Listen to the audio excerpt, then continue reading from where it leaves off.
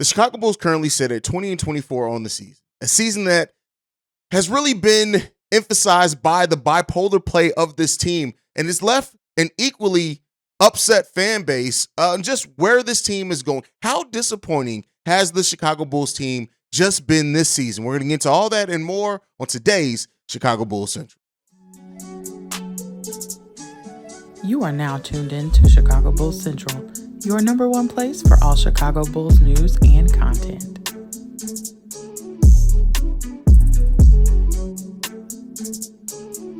All right, Bulls fans. So, listen, this season has been a doozy. It's been a really wild ride when you look at it. Even at the start of the season, how we opened up the season with a win without Zach LaVine. And, that going into that game, so many Bulls fans were like, hey, we have no chance without Zach. And then we beat the Miami Heat. We're going to lose our next two against Washington and Cleveland. Come back and win against Boston and Indiana and start that season off 3-2 with some hope.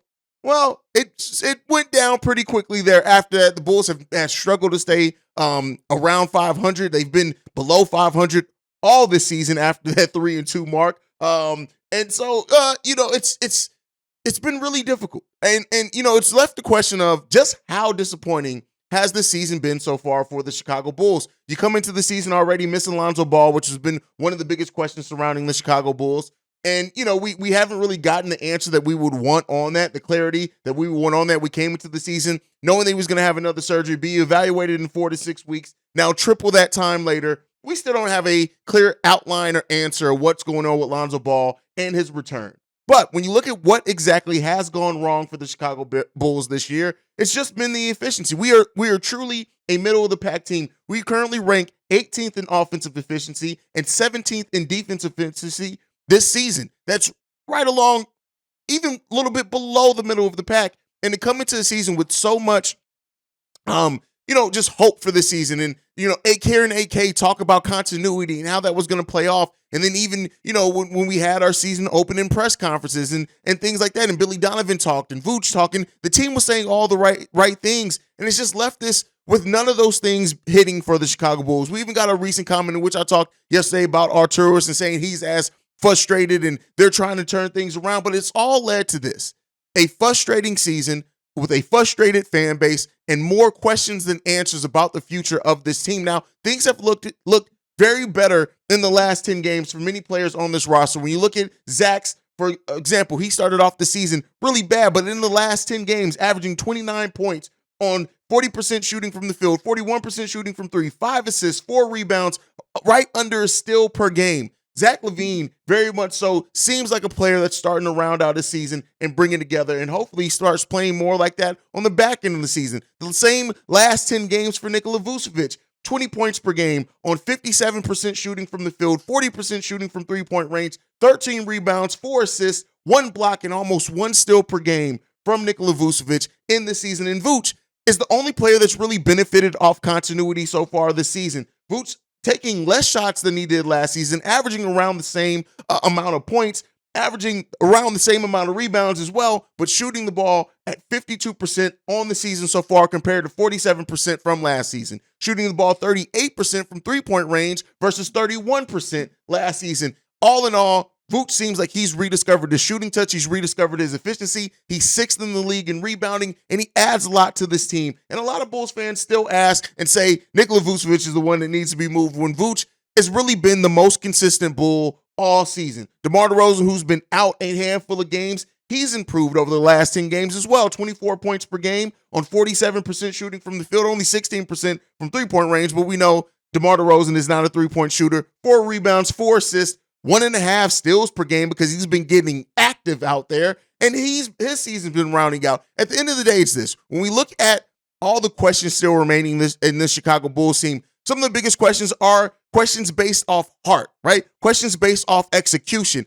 Can this team maintain a level of defense? They haven't been able to show that they've done so over an extended period of time. We have games where this team looks like it can play defense. Like it can be one of the better defenses in the league, even still missing Lonzo Ball. But it's still a big question around this team. Just which team is the real Chicago Bulls team? When you look at a team that's been bipolar most this season, it's just, it leaves so many questions. And so some of those biggest questions is, listen, when you look at what's gone wrong, we already talked about, we are very much in the middle of the pack. We rank towards the bottom in opponent defensive rebounds per game at 25th, and opponent three-point percentage is 27th in the league. Listen, we give up a lot of things to other teams. Will that bleeding stop? Can we step up and play better defense? Another question around the team is, AK, listen, you put your words out there. You said that you're as frustrated as Bulls fans, and you understand it. Does that mean that you are going to go out and try to improve this team in a drastic way in the trade deadline?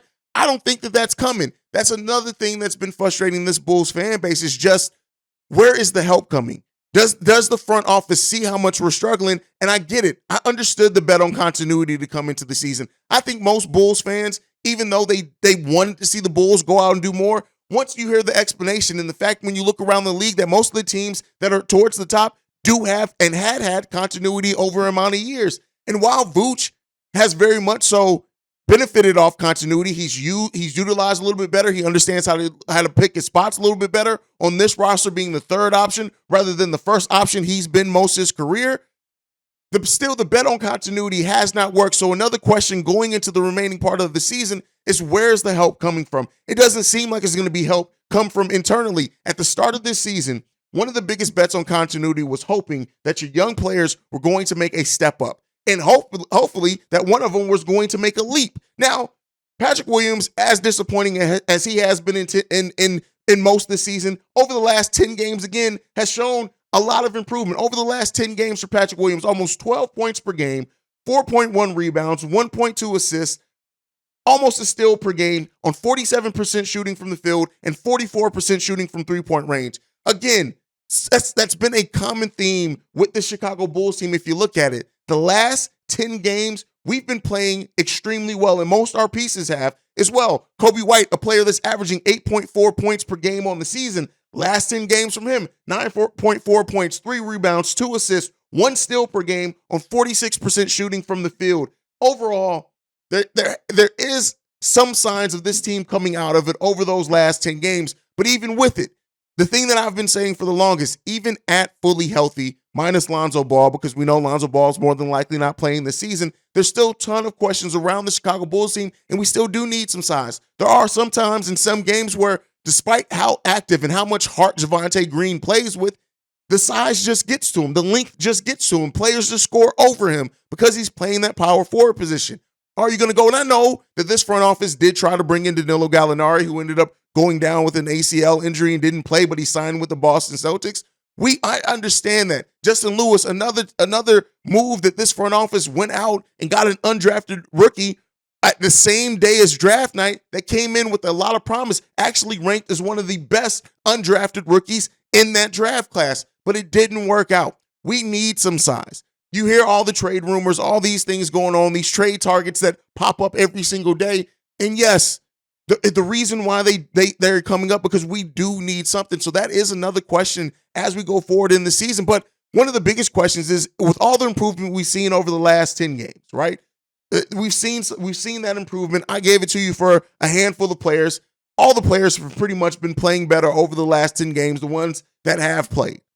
But it still remains a lot to be said. And as like, we're still 5-5 over that. Still middle of the pack with all the improvements. Yes, minus DeMar DeRozan in 3 or 4 games we've been missing DeMar.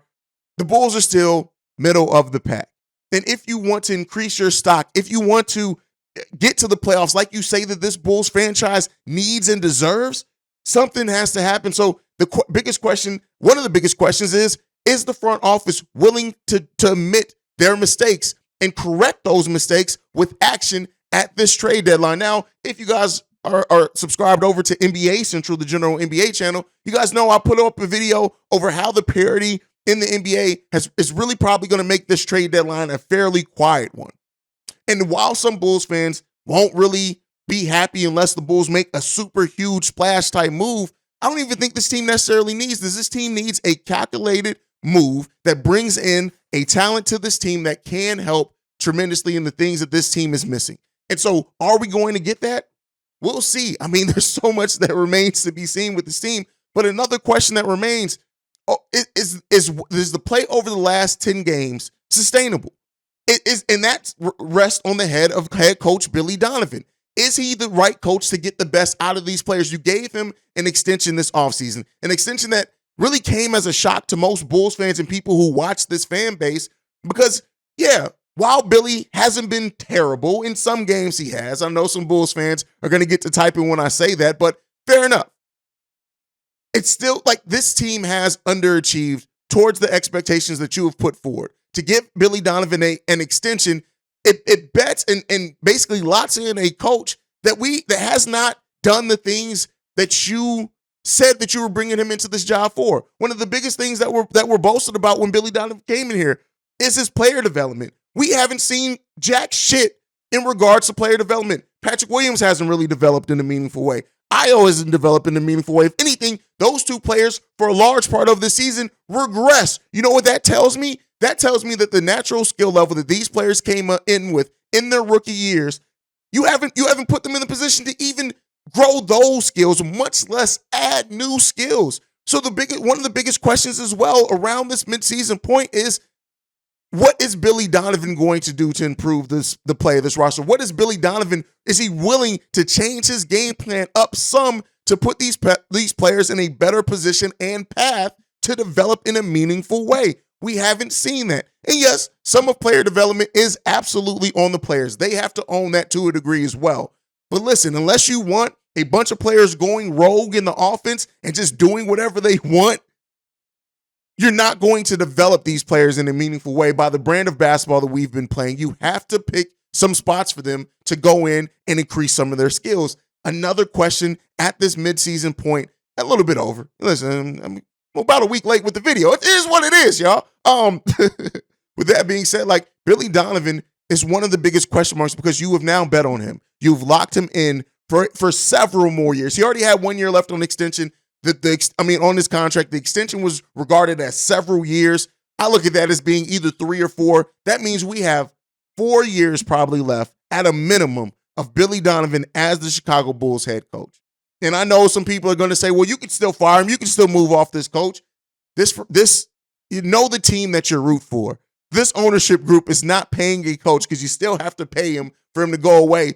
So Billy Donovan also has to take a leap. Billy Donovan has to take a step. Billy Donovan has to try to put these players in a position. It was all different when we were the number one team in the East for a little bit last season, right? You understood why certain players didn't get certain minutes and things like that. But for a team that's struggling and the future of the team isn't put in areas to grow. And I say the future because as of right now, that is what we have as the future of the team. The young players that we have on the team are the future of this team until something else changes. That means Patrick Williams, Io DeSumo, Kobe White, Dalen Terry, Marko Simonovic to a lesser extent, they're all the future of the Chicago Bulls team. You have to try to grow their skill set. And to Dalen Terry's credit, he's been balling down in the G League, and he traveled over with the team to Paris.